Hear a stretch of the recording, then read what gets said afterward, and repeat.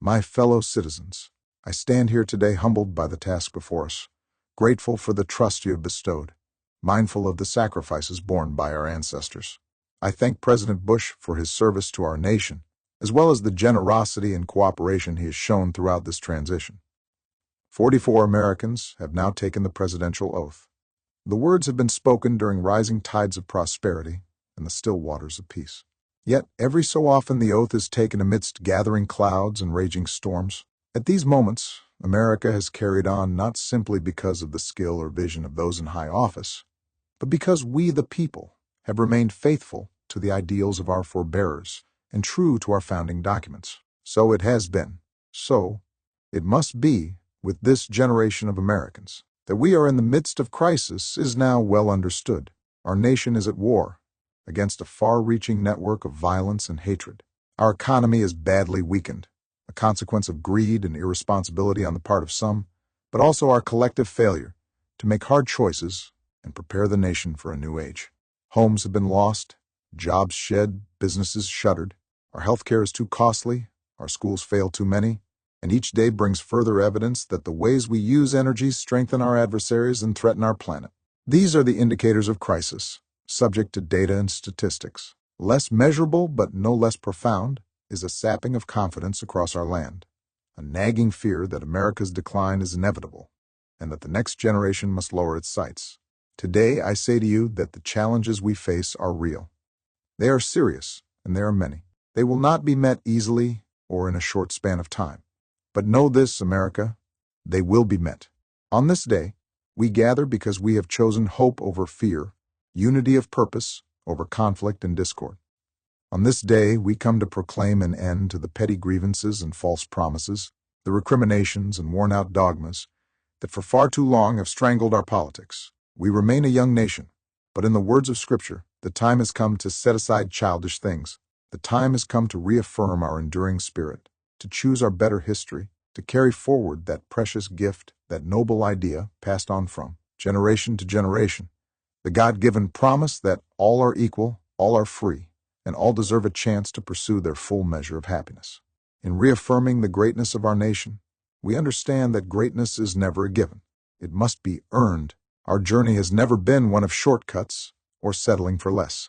It has not been the path for the faint-hearted, for those who prefer leisure over work, or seek only the pleasures of riches and fame. Rather, it has been the risk-takers, the doers, the makers of things, some celebrated, but more often men and women obscure in their labor, who have carried us up the long, rugged path towards prosperity and freedom. For us, they packed up their few worldly possessions and traveled across oceans in search of a new life. For us, they toiled in sweatshops and settled the West, endured the lash of the whip, and plowed the hard earth. For us, they fought and died in places like Concord and Gettysburg, Normandy and Quezon. Time and again, these men and women struggled and sacrificed and worked till their hands were raw so that we might live a better life. They saw America as bigger than the sum of our individual ambitions, greater than all the differences of birth or wealth or faction. This is the journey we continue today. We remain the most prosperous, powerful nation on earth. Our workers are no less productive than when this crisis began. Our minds are no less inventive. Our goods and services no less needed than they were last week or last month or last year. Our capacity remains undiminished, but our time of standing pat, of protecting narrow interests and putting off unpleasant decisions, that time has surely passed. Starting today, we must pick ourselves up, dust ourselves off, and begin again the work of remaking America. For everywhere we look, there is work to be done. The state of the economy calls for action, bold and swift, and we will act not only to create new jobs, but to lay a new foundation for growth. We will build the roads and bridges, the electric grids, and digital lines that feed our commerce and bind us together. We will restore science to its rightful place and wield technology's wonders to raise healthcare's quality and lower its cost. We will harness the sun and the winds and the soil to fuel our cars and run our factories, and we will transform our schools and colleges and universities to meet the demands of a new age. All this we can do, and all this we will do. Now, there are some who question the scale of our ambitions, who suggest that our system cannot tolerate too many big plans. Their memories are short. For they have forgotten what this country has already done, what free men and women can achieve when imagination is joined to common purpose and necessity to courage. What the cynics fail to understand is that the ground has shifted beneath them, that the stale political arguments that have consumed us for so long no longer apply. The question we ask today is not whether our government is too big or too small, but whether it works, whether it helps families find jobs at a decent wage, care they can afford, a retirement that is dignified. Where the answer is yes, we intend to move forward. Where the answer is no, programs will end. And those of us who manage the public's dollars will be held to account to spend wisely, reform bad habits, and do our business in the light of day. Because only then can we restore the vital trust between a people and their government. Nor is the question before us whether the market is a force for good or ill. Its power to generate wealth and expand freedom is unmatched. But this crisis has reminded us that without a watchful eye, the market can spin out of control, and that a nation cannot prosper long when it favors only the prosperous. The success of our economy has always depended not just on the size of our gross domestic product, but on the reach of our prosperity, on our ability to extend opportunity to every willing heart, not out of charity, but because it is the surest route to our common good. As for our common defense, we reject as false the choice between our safety and our ideals. Our founding fathers, faced with perils we can scarcely imagine, drafted a charter to assure the rule of law and the rights of man, a charter expanded by the blood of generations.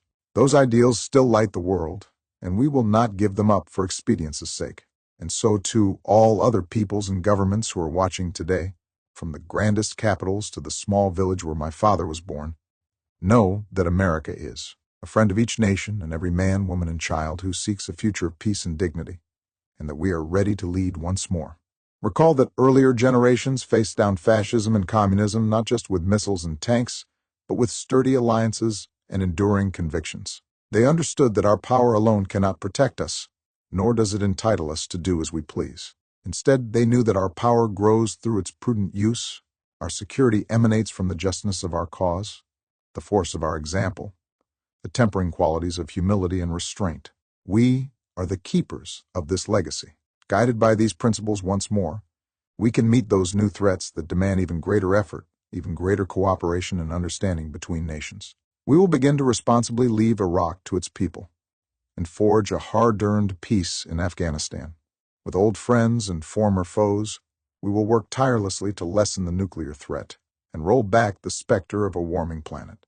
We will not apologize for our way of life, nor will we waver in its defense, and for those who seek to advance their aims. By inducing terror and slaughtering innocents, we say to you now that our spirit is stronger and cannot be broken.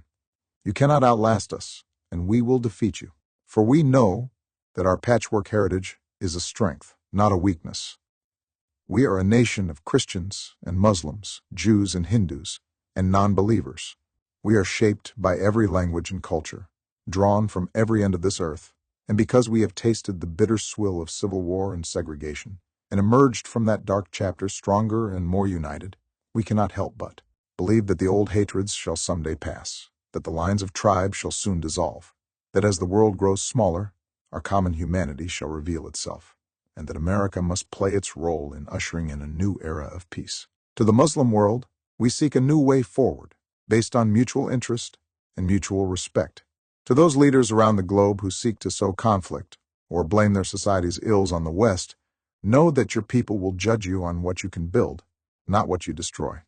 To those who cling to power through corruption and deceit and the silencing of dissent, know that you are on the wrong side of history, but that we will extend a hand if you are willing to unclench your fists. To the people of poor nations, we pledge to work alongside you to make your farms flourish and let clean waters flow, to nourish starved bodies and feed hungry minds.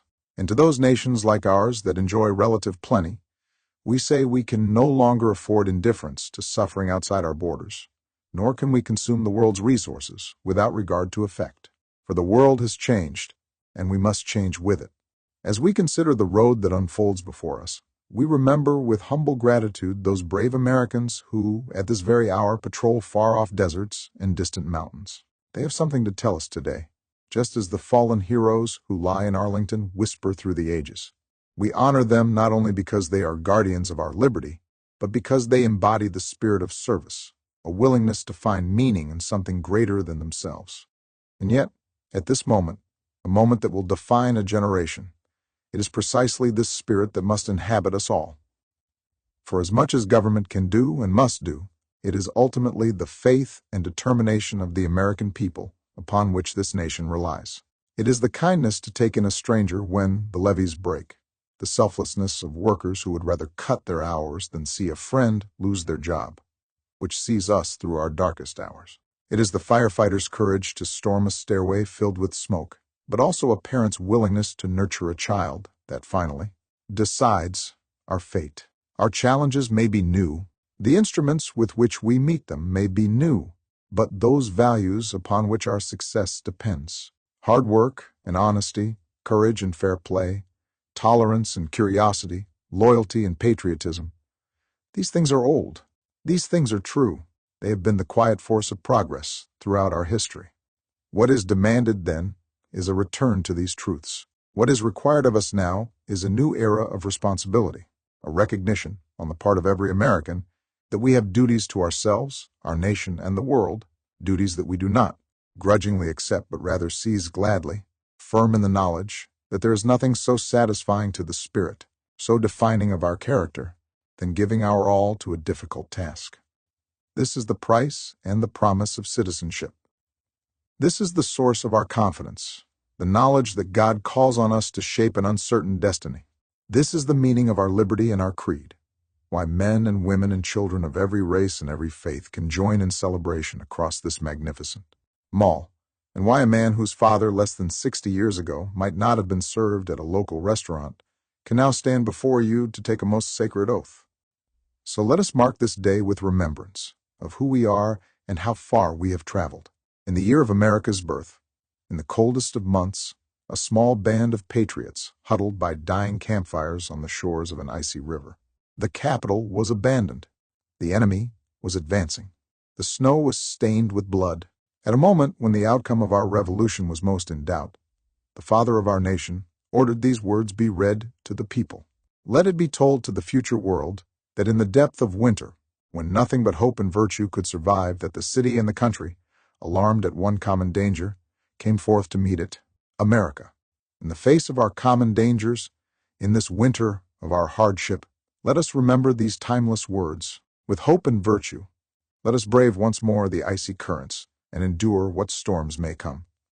Let it be said by our children's children that when we were tested, we refused to let this journey end, that we did not turn back, nor did we falter.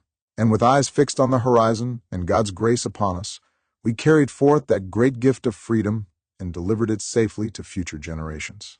Thank you. God bless you. And God bless the United States of America.